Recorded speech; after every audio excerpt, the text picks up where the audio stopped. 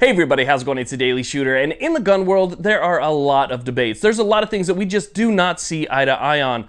For instance, the pistol caliber debate. The pistol caliber debate's been going on ever since somebody made a second caliber that could be shot out of a pistol. People have been arguing about which one was better, or optics on pistols, or which firearm is best for home defense, rifle, pistol, or shotgun. I mean, the debates rage on, and every single one of them has good arguments, and I can't really get behind one crowd or another because each one kind of makes valid points. But there's one debate out there to me that just doesn't make any sense at all, and that is the debate about having a flashlight on your pistol. Now, after watching the beginning of this video, you're probably thinking to yourself, well, we already know what side of the fence he falls on. He just showed us two pistols that have flashlights on them, so he must fall on the side of the fence that says, you know what, you should have a flashlight on your pistol. And that's actually not really the case. As a matter of fact, I don't just fall on one side of the fence, I fall on both sides of the fence, and that's why I don't feel that there should even really be a debate. Now, we've all heard the pros and cons, and I could spend an hour on each one, but just to try and make it as simplified and easy to understand as possible before I explain to you, my train of thought here, is the people that are for flashlights on your firearm, one of the main reasons they say that they like it is because it gives you some flexibility. You obviously have two hands on your gun, so you have a little bit more stability and control there. It also gives you that free hand so you can grab things, you can do things, you can reload, whatever the case is. And then you have the opposite side of the spectrum who says if you have a flashlight on your pistol, you are more likely to accidentally point the gun at somebody that you didn't mean to muzzle. So like family members, kids, or something like that. Maybe if you're clearing a room and you sweep left to right in order to get the light into that part of the room, into that area of the room, you might accidentally or inadvertently point the gun at somebody you didn't intend to. Both great arguments, right? And I think they both have their place for different types of people. You may not have kids, you may live in a rural community, whatever the case is, and so people pick one or the other, with or without. Why? Why pick with or without? I never understood that, and that's the part of the debate that's always confused me. I have this, it's got a flashlight on it. You know what else I have?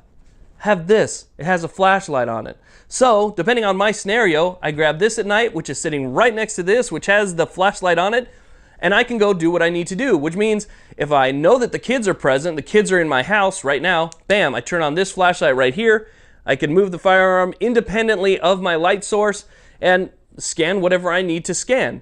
So I don't have to turn this on. Just because you have a flashlight on your pistol doesn't mean you have to use it. It's just there like a tool. It's sort of like the corkscrew on your Swiss Army knife, right? I mean, how many people actually use it? Some people use it, but still, it's just there if you find a cork that you need to unscrew, right? So nonetheless, it's an extra tool. Why not have the extra tool? In my pocket, I carry a flashlight, a multi-tool, and a knife. I don't use all of them all the time, but I do use them sometimes. So that's why I think it's one of those things where it's nice to have it. Why not have it on there in case you might need it, then not have it on there, right? And just be stuck with something, or even potentially nothing. Now, there's the guys who are going to say, well, I need that free hand, so I don't want to carry a flashlight in my hand. So guess what? You're scanning around the house, you're scanning around, you have a good flashlight like this one, right? You're scanning around, all of a sudden, threat. Okay? You can drop the flashlight. This thing activates in 2 seconds. It just takes a single finger movement. I can even use my thumb on the other side.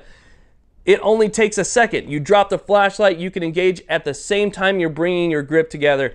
No different than a draw. When you're drawing from your holster, you bring your grip together and you engage. You see a target, you can bring your grip together and engage.